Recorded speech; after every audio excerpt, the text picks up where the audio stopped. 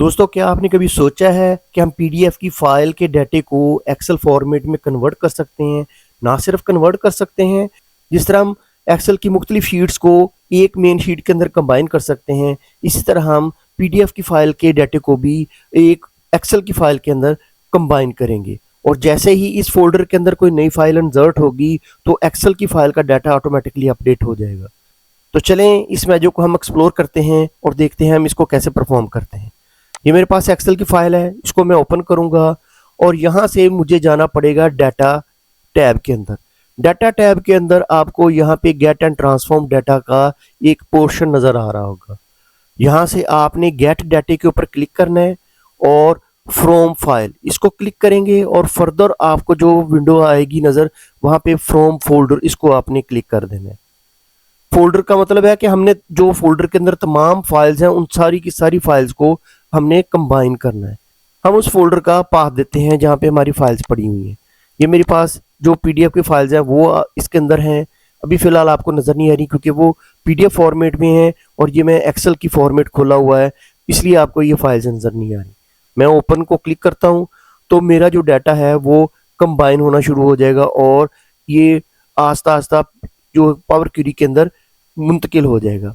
अभी ये मेरे पास एक विंडो आई है, इसके ऊपर मैंने ट्रांसफॉर्म डाटा इसको क्लिक करना है तो मेरा जो डाटा होगा वो पावर क्वेरी के अंदर जो मुंतकिल हो जाएगा। अभी इसके ऊपर ये देखें मेरा डाटा इसके ऊपर आ गया है, इंसर्ट हो गया है। इसके ऊपर आपको देख रहे होंगे कंटेंट के अंदर बाइनरी डाटे के फॉर्मेट में मेरा डाटा है, उसके कुछ फील्ड्स भी आ रही हैं, कॉलम्स आ रहे हैं।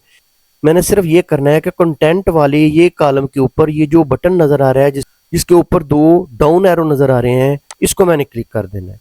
ये कंबाइन फाइल का बटन है, इसको मैंने क्लिक किया तो उसने मेरी फाइल को कंबाइन करना है। कंबाइन फाइल का जो विज़ार्ड आएगा उसके ऊपर मैंने उसको पैटर्न देना है, सैंपल देना है। अब देखें मेरी जो फर्स्ट फाइल है उसके ऊपर दो टेबल थे। दो टेबल का मतलब है कि वो दो पेजेस थे, उसने दो टेबल्स में कन्वर्ट कर दिया। अगर 4 पेजेस हो, 10 पेजेस हो, 20 हो तो उतने पेजेस या टेबल्स वो इधर शो कर देगा।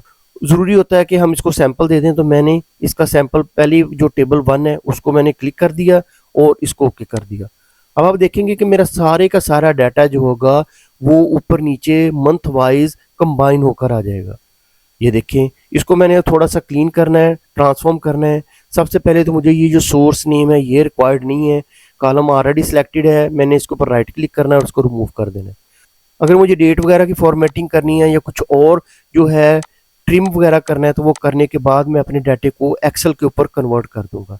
एक्सेल के ऊपर ले जाने के लिए मुझे क्या करना पड़ेगा, होम टैब के ऊपर जाके क्लोज एंड लोड के डाउन एरो को क्लिक करूंगा और यहाँ से ये क्लोज एंड लोड इसको मैं क्लिक कर दूंगा तो मेरा जो डाटा होगा वो एक्सेल फॉर्मेट के ऊपर कन्वर्ट हो जाएगा। अब देखें कि इसके ऊपर ये जैन, फेब और मार्च 3 मंथ का डाटा आ रहा है।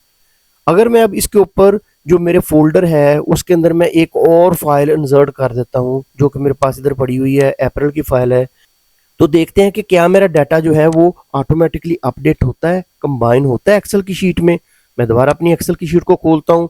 देखें, अभी देखें मेरी जो फाइल है उसके ऊपर मैं ये जो फिल्टर वाले बटन को क्लिक करता हूँ तो मेरे पास सिर्फ जैन, फेब और मार्च का डाटा शो हो रहा है।